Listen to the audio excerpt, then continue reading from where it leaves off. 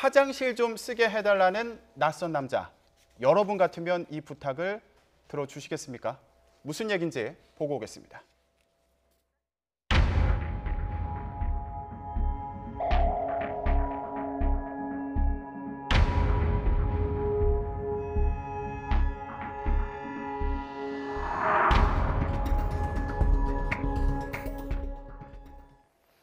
네, 농번기에 농촌에 있는 빈집을 털다가 나중에는 대담하게요. 화장실 좀 쓰겠다 이러면서 집에 들어가서 금품을 훔쳤다는 거예요. 예, 그렇습니다. 네. 일산에서 일어난 일인데요.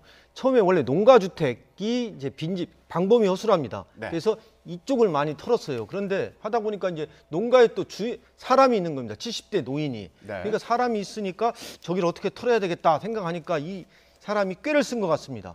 목이 마른데 좀 물 한 잔 좀 주십시오. 화장실 좀 쓸 수 있을까요? 그렇게 하면서 선량한 채 하면서 그 안에 들어간 거죠. 네. 그리고 그 안에 들어가서 이 귀금속을 훔친 겁니다.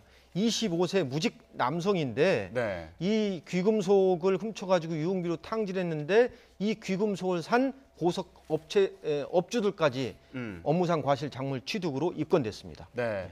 자, 지금 눈에 띄는 부분이 급하니까 화장실 좀 쓰자 이렇게 얘기를 했다는 건데 사실 도심 같으면은 상상하기 어려운 일인데 이게 농촌에서 벌어진 일입니다. 뭐 아직 남아있는 그런 농촌의 인심을 악용한 거 아니냐 이런 생각이 드는데 어떻게 봐야 될까요? 그렇죠. 사실 뭐 마음이 많이 아픈 얘기죠. 지금 시골에는 실제로 노약자들이 많이 있고 노인 인구가 상당히 많이 있기 때문에 네. 사실 노인 인구가 많아지면서 사실은 젊은 사람들이 없다는 얘기이기 때문에 도와줄 사람들도 없습니다. 자, 그렇기 때문에 이런 문제가 계속 지속이 된다면 뭐 사실 농심이라고 하는 것은 사라지게 될 것이고요. 네. 이 자체가 사실 아마 사회적으로 상당히 마음 아픈 일인데 이렇게 노약자들이 많은 이제 그 어떤 농촌에 어떤 이런 이제 범죄가 이루어진다라고 얘기를 한다면 사실은 그 전부터 관할서에서 많은 시스템을 아니면 홍보에 대한 부분들을 좀 많이 알려서 강화시켜야 되는 게 아닌가 이렇게도 생각을 해봅니다. 네.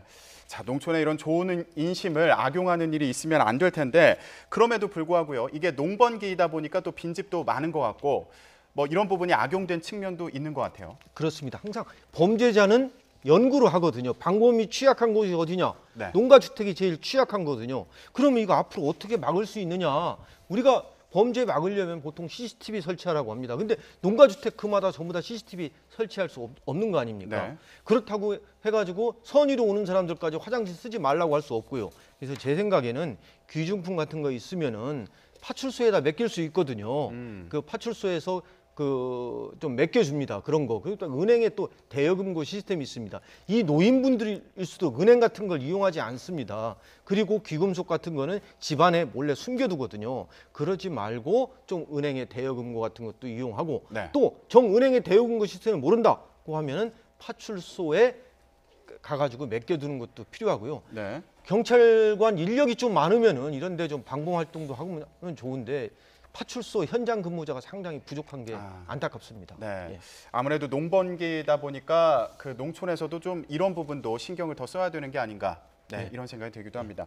변호사님, 그러면 이 범인 김 씨가 훔친 귀금속을 팔아서 유흥비로 탕진했다 이렇게 얘기를 했습니다. 네. 그럼 피해자들은 이걸 돌려받을 수 없는 건가요?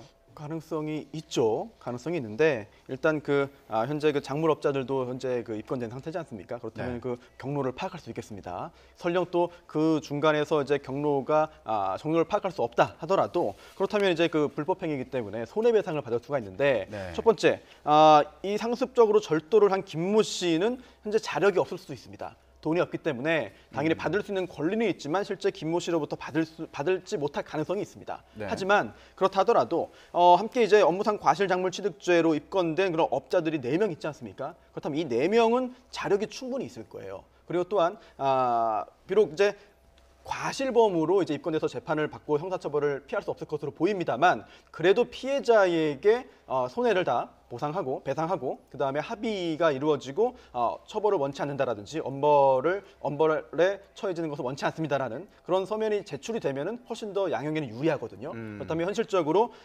자력이 부족해 보일 것으로 보이는 김모 씨 네. 절도범보다는 이런 금은방 업자들로부터 피해를 이제 보전받을 가능성이 충분히 있어 보입니다. 네, 그러니까 이 작물업자들도 피해 보상에 책임이 있다 이런 말씀이신 거죠? 네, 그렇습니다. 그리고 그렇게 이루어지지 않을 경우에는 본인들에게 있어서 양형에 불리하기 때문에 아마 네. 적극적으로 이 정도 금액이라면 이 업자들도 적극적으로 이제 협상에 응할 것으로 보입니다. 네, 알겠습니다. 자, 다시는 이렇게 그 시골의 좋은 인심을 악용하는 일이 없어야겠습니다.